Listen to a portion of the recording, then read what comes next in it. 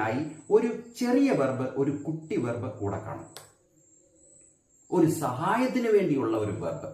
അങ്ങനെ സഹായത്തിന് വേണ്ടി ഒരു വെർബ് കൂടെ ഉണ്ടെങ്കിൽ അതിനെ തീർച്ചയായും നമുക്ക് സഹായ ക്രിയ എന്ന് പറയാൻ സാധിക്കും. അതിനെ ഹെൽപ്പിംഗ് വെർബ് എന്ന് പറയാം.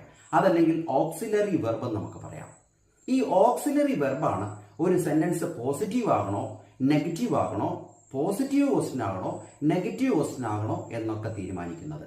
അങ്ങനെയെങ്കിൽ നമ്മളിപ്പോൾ പഠിച്ചുകൊണ്ടിരിക്കുന്നത് വെർബിന്റെ 5 രൂപങ്ങളിൽ ആദ്യത്തെ 2 രൂപം മാത്രമാണ് നമ്മളിപ്പോൾ പഠിക്കുന്നത്. അതിനെക്കുറിച്ച് മാത്രം ചിന്തിച്ചാൽ മതി. അതായത് ബേസ് ഫോം, യെസ് ഫോം. അങ്ങനെയെങ്കിൽ ഐ പ്ലേ ഫുട്ബോൾ, ഞാൻ ഫുട്ബോൾ കളിക്കാറുണ്ട്, ഞാൻ ഫുട്ബോൾ കളിക്കാറുണ്ട്. അതിനെ നമുക്ക് എങ്ങനെ ആ സെന്റൻസിനെ നെഗറ്റീവ് ആക്കാൻ സാധിക്കും? ഐ പ്ലേ നോട്ട് ഫുട്ബോൾ നമുക്ക് പറയാൻ സാധിക്കില്ല, അത് തെറ്റാണ്. പിന്നെ എവിടെയാണ് നമ്മൾ നോട്ട് ചേർക്കുന്നത്? അവിടെ ആകെ 3 വേർഡ്സ് മാത്രമേ ഉള്ളൂ. ഐ പ്ലേ ഫുട്ബോൾ, ഞാൻ ഫുട്ബോൾ കളിക്കാറുണ്ട്. ഐ നോട്ട് എന്ന് പറയാൻ സാധിക്കില്ല, അത് തെറ്റാണ്.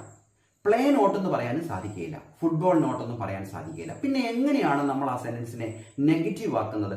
ഇല്ല എന്നെങ്ങനെ പറയും? ഞാൻ പറഞ്ഞല്ലോ, എല്ലാ വെർബിനും ഒരു രാജകീയ പദവിയാണ്, ഒരു സഹായി കൂടെ കാണും. പക്ഷെ ഇവിടെ സഹായികളൊന്നും നമുക്ക് കാണാൻ സാധിക്കുന്നില്ല.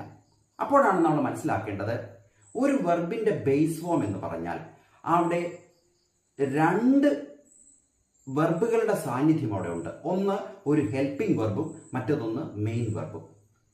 പ്ലേ എന്ന് പറയുന്ന വെർബ് മാത്രം എടുത്താൽ അവിടെ ഒരു സഹായക്രിയ, ഒരു ഓക്സിലറി വെർബ് ഉണ്ട്. പ്ലേ എന്ന് മാത്രം പറഞ്ഞാൽ അത് ഡു പ്ലേ ആണ്.